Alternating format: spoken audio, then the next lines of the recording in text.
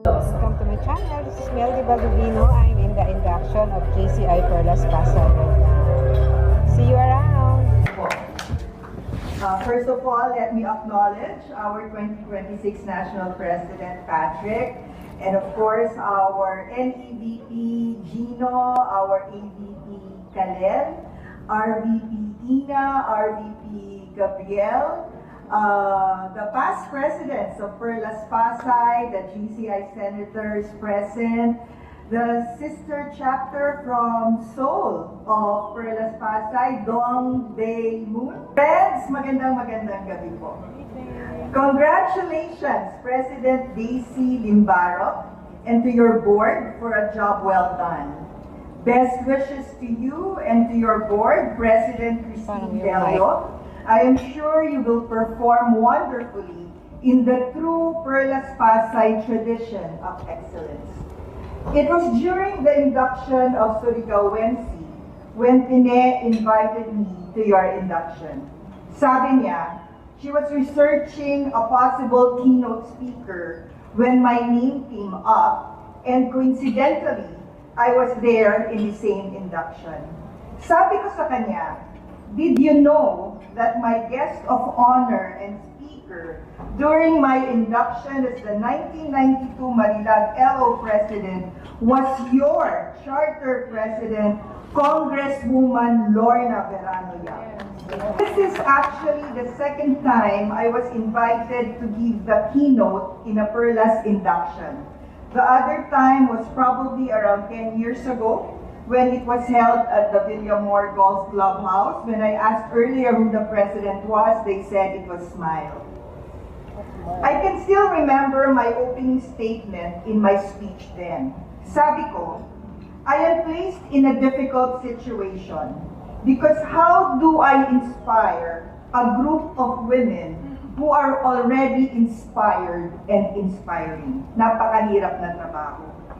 Kaya gano'n na naman ang problema ko ngayong gabi. How do I inspire you? Kaya ibahin naman natin ang tanong. Paano mo malalaman kung mahal mo ang tao? Tanong ito sa akin ng isang malapit na kaibigan ko, mga ilang linggo na ang nakakaraan, pagkatapos naming magtsikahan sa Messenger. Ang hirap gawin. Itatype mo yung mga chichi in detail, making sure you don't miss anything as compared kapag verbal yung chika. Yes. Hanggang saan nga ba pwede ko gawin para lamang maipadama ang pag-ibig sa taong minamahal mo? So I googled as biblical verses. So Google cited 10. Be devoted and give preference to one another. Romans 12, verse 10. Build up one another. Romans 14, verse 19. Accept one another. Romans 15, verse 7. Care for one another. 1 Corinthians 12, verse 20. Serve one another. Galatians 5, verse 13. Bear one another's burden. Galatians 6, verse 2. Be kind, tender-hearted, and forgiving with one another. Ephesians 4, verse 30. Regard others as more important. Philippians 2, verse. Bear with and forgive complaints against others. Colossians 3, verse. Encourage and esteem one another. 1 Thessalonians 5:11-14. Masyadong mahirap maunawaan. Kaya nagtanong din ako sa 100 respond kung ano naman ang masasabi nila. Here are the top 10 answers. Number 1, kapag kaya mo ipa-full tank ang kotse niya.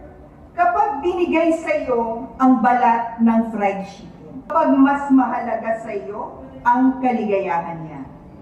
Malalaman mong mahal mo ang isang tao kapag hindi mo na siya pinipili kahit gusto mo, kung hindi dahil hindi mo na kayang hindi siya pinipili. Kapag siya ang unang laman ng isip mo sa paggising sa umaga at pagtulog sa gabi. Kapag ikaw magmahal, parang bigas. Grabing magmahal at kung minsan nawawala-wala pa, kaya hahanap-hanapin palis. Kapag kaya mong ikis kahit bagong gising, so alam mo na, hindi pa nagsisipin. Kapag tanggap mo siya kung ano at sino siya, sabi ni Ina. At sabi nung auntie ko, when you hate the sin, but love the sinner. Siguro bawal na pag-ibig to. Love can actually take different forms. It is love for another person, as what we enumerated earlier. It is, of course, love for God. It can also be love for country, or as in our case, na nandito na kahit lagpas alas 11 na, marami ng tito at tita, love for the GCI organization. So, hindi ito yung pag-ibig na nahanap, iniwan, pinagpalit, pinagtaksinan, pinagdamot, pinaglaban, o binabalik-balikan sa JCs. Kung meron kayong ganong love story, ikwento nyo sa akin mamaya. According to Tolstoy, one can live magnificently in this world if one knows how to work and how to love. While Freud said, love and work, work and love, that's all there is. The past and present GCI members who are here now know how it all began. Our origin brings us back to the Herculean Dance Club, Love of Dance.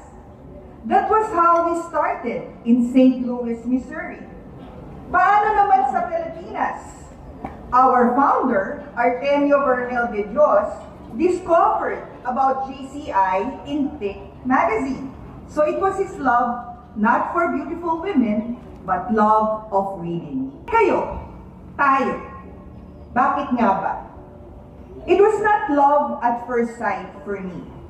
It has been 39 years as of March 20, but it took me 2 to 3 years before I can say that I started loving the organization.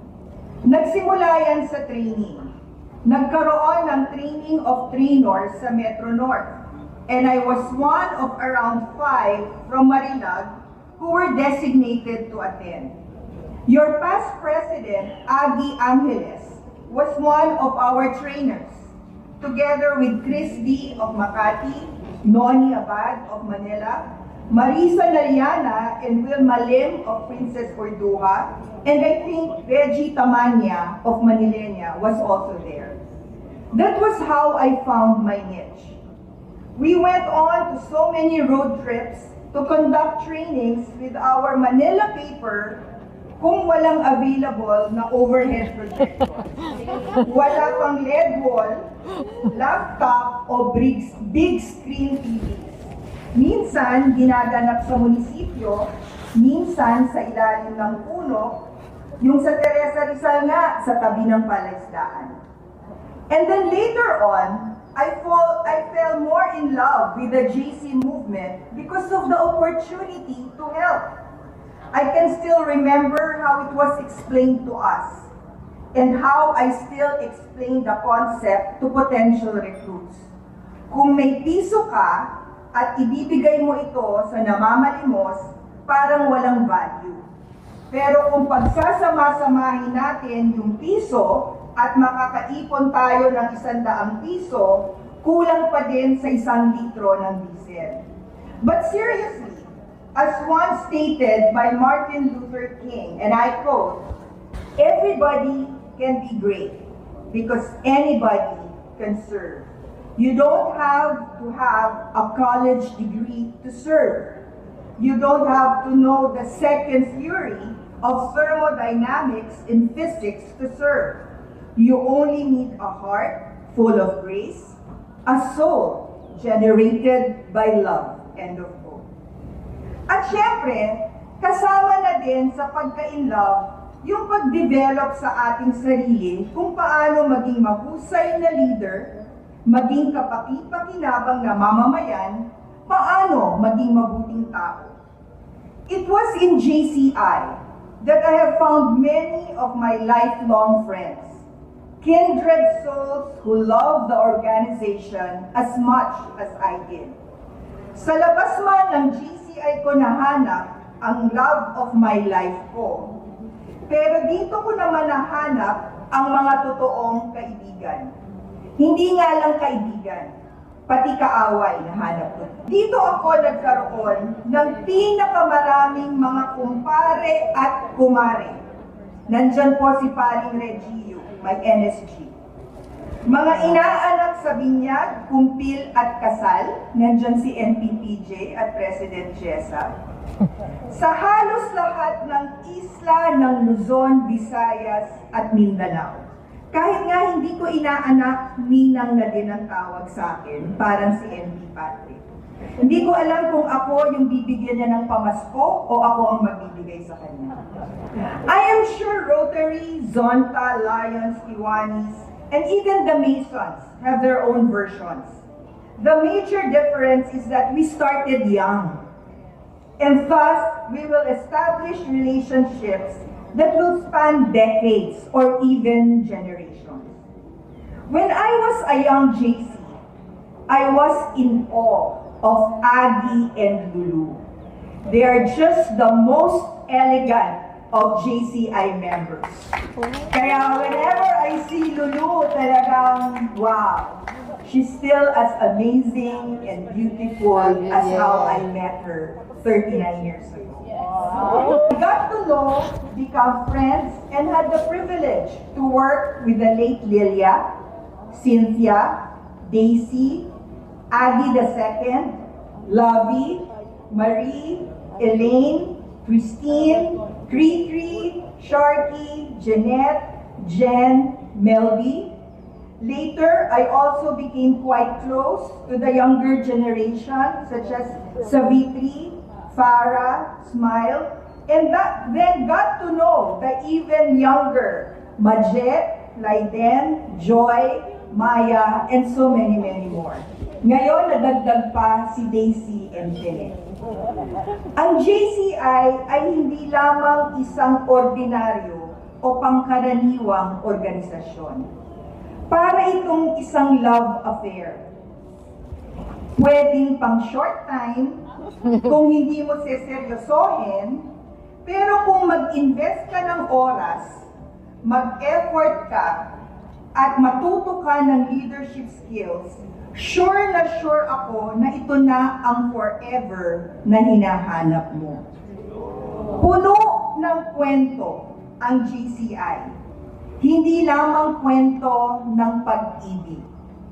Kwento ng mga buhay. Kwento ng mga totoong tao. Kwento ng iba't ibang members sa buong mundo. May we all find the love and the peace we all deserve.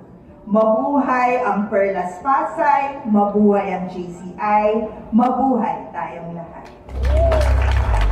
Can come in and enjoy the forums, enjoy the other events that we have. Again, Next, maraming salamat for supporting. syempre, of course,